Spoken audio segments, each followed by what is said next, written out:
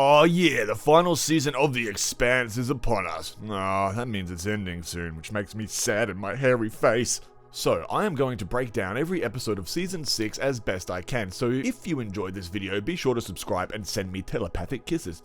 Check out my Season 5 wrap-up if you want, and all my other Expanse videos, and all my other videos, huzzah! Spoilers for Season 6, Episode 1, and all that has come before. I will touch on the books, but will avoid as best I can future events in the book, so as not to spoil potential shit in the show. Show shit, let's go. Season 6 of The Expanse draws mostly from the 6th book in the series, Babylon's Ashes, and from the novella that came afterwards, Strange Dogs, which happens to be the title of the first episode. We open with a little girl murdering a pterodactyl on an alien planet. The planet is Laconia. We saw the rogue Martians head there last season. Remember, some of the Martians, led by Admiral Duarte, made a deal with Marco, which goes something along the lines of, you can have the Sol System and Medina Station and all that jazz, and we will take Laconia and the proto-molecule sample. So some Martians are colonizing this alien planet, Laconia, and doing all kinds of freaky experiments, and it's mentioned in this episode that they are also trading with Medina Station, which is under control of Marco's Free Navy. The opening scene is taken from the novella Strange Dogs, and basically what went down was this kid, an immigrant to Laconia, a Martian colonist if you will, gave the bird thing some human food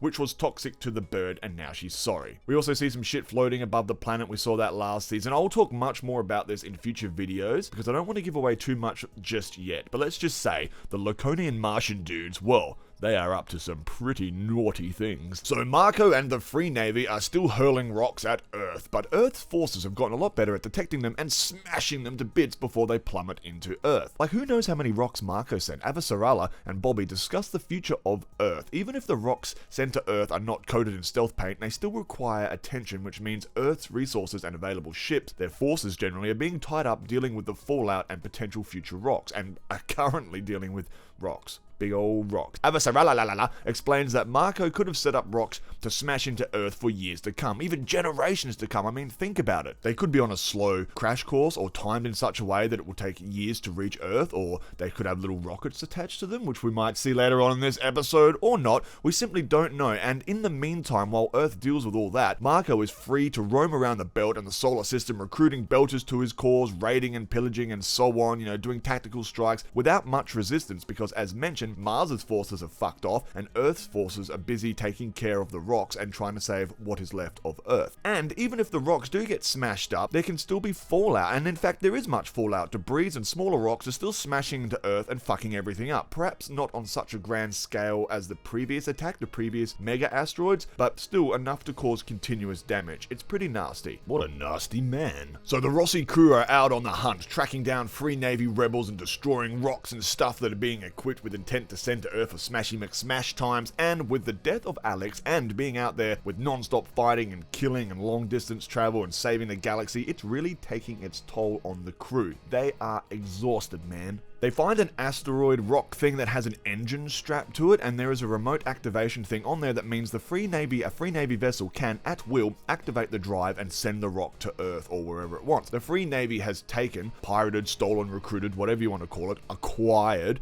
many ships, so it's safe to assume they have many spare drives ready to be able to strap to deadly rocks. Holden tries to disable this one, but then accidentally triggers a failsafe which starts the drive, which will probably kill him if it blasts off or whatever, I don't know, from the plume or whatever. But with some good old-fashioned brute force, he manages to disable it. I mean, this works for me whenever I have PC troubles. Later, Naomi, using awesome math science, potentially discovers a location where the Free Navy ship responsible for activating the death asteroids, the Death Steroids, is hiding. Probably something will come of this in a later episode, something like a good old-fashioned seek and destroy mission, baby.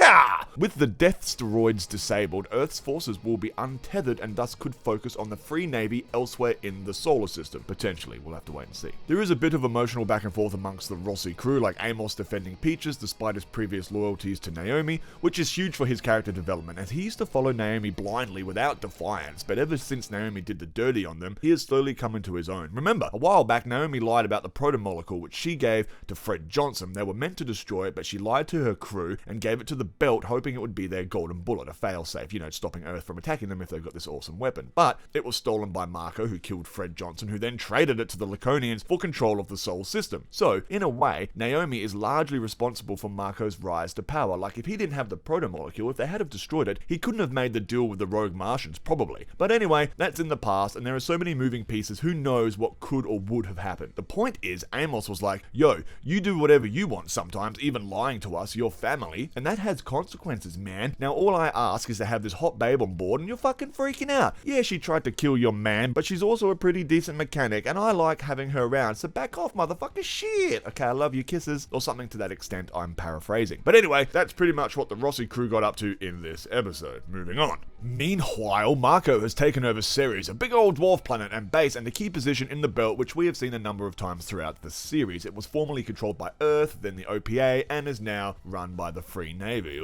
Marco sits down with some of his officers, leaders, whatever, and discusses the future of Ceres, the Free Navy, the belt, and the war. This person, Sandrani, the station's chief administrator, stresses the point that food is becoming scarce, especially because a lot of the belt's food, or things required to cultivate food, i.e. live soil and whatnot, came from Earth, which Marco bombed the shit out of, and thus the issue will need some attention in order to feed their people. Ceres, I think, correct me if I'm wrong, has or had a population of like 6 million people, plus there are millions of belters and other people all over the system. In order to be a good leader, a true leader, you must take care of your people, dog. Marco brushes them off, sweeping the food issue under the table. He is more focused on the glory of battle and his own personal vendetta. This is an important thing to note, as it directly affects his son, Philippe. Marco and Naomi's son, Philip, has been radicalized by Marco, but is slowly starting to see his father for who he truly is, a fucking shithead. Philip is one fucked up little apple riddled with dirty caterpillars. That is, if the caterpillars were wild envy, debilitating regret, and uncontrollable bursts of violence. He deals with his issues by smashing hot sneers, drinking alcohols, and shooting his mate in the chest. He is entitled, being the son of a leader of the Free Navy, a huge army, but also angry that his mother left him, angry that he doesn't have the glory of his father. He's young, he's hormonal, and he's riddled with guilt. Guilt for contributing to the death of millions, if not billions, of human lives. Not Earther lives, human lives. Exactly what Naomi said back in the before time. See, kids, always listen to your mother, especially if she is the baddest motherfucker in all 1,373 systems. Philip is starting to realize, or perhaps he always had, but it's now ringing more true than ever, that his father does not really care about the fate of his people, the Belters. Otherwise, why not feed them? Why not serve them properly? He only cares about himself and power. This harsh reality hits Philip like a ton of smeg, and he is really struggling to deal with it all. He cannot handle the emotional toll it has taken on him, hence the bang bang. So the only thing really left to touch on in this episode is the drummer stuff. So Drummer and the Funky Bunch are out there completing a bunch of rogue missions and whatnot. After she betrayed Marco, she is being hunted by the Free Navy. She sets a trap for the enemy, but one of her partners, Michio, due to nerves and inexperience mostly, fucks up, presses the wrong button, and costs them a ship. They kill the baddies and suffer no casualties, but lose a ton of resources, and that stinks like a morning poo after curry night at the local pub, because they are desperately low on munitions. In the books, Michio is pretty much who Drummer is now, so as a book reader this is fun to watch. Drummer in the show is a combination of a few characters from the book, and this is probably due to keeping it less convoluted in an already very busy show, and also because characters pop in and out of books like years later. Like, it might take years between appearances, and as an actor that might be difficult due to scheduling issues and whatnot, but I mean, this guy from season 1, episode 1 shows up in season 6, so just saying. Also, how cool is it that this agitator is back? I love that little throwback to season 1. Like, right on, man, keep on keeping on, brother. So anyway, Drummer sends Michio away because she is a liability, and also probably because she doesn't want harm to come to her. Probably. Drummer is in, or perhaps was in, a polyamorous relationship with heaps of hotties, and is now down to only one. Some left her, some died, some she sent away, and now Drummer is destitute and being hunted, and is probably dealing with a lot of loyalty issues, and as a soldier probably suffering from a lot of PTSD, and so on and so forth. Thus, she's probably feeling a wee bit blue. Oh, don't worry folks, I'm sure this bad babe will come out on top in the end.